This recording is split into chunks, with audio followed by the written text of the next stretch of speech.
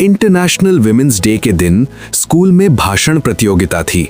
गांव की एक साधारण सी लड़की सीमा भी भाग लेना चाहती थी, लेकिन सीमा का जीवन आसान नहीं था।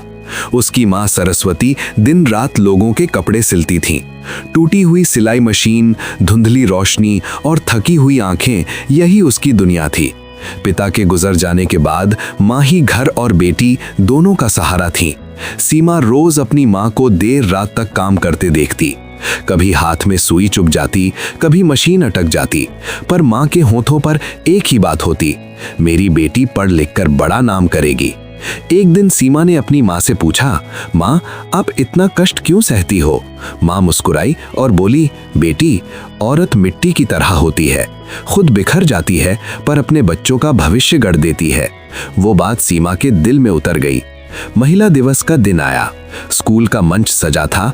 सभी बच्चे अपनी अपनी माओं पर भाषण दे रहे थे। जब सीमा की बारी आई, उसकी आवाज कांप रही थी। उसने बोलना शुरू किया, मेरी माँ कोई बड़ी अफसर नहीं है, ना ही उन्होंने बड़े स्कूलों में पढ़ाई की है, लेकिन मेरी माँ दुनिया की सबसे मजबूत महिला है। सीमा की आंखों से आंसू बहने लगे। उन्होंने अपने सपनों को त्याग कर मेरे सपनों को जीना सिखाया है।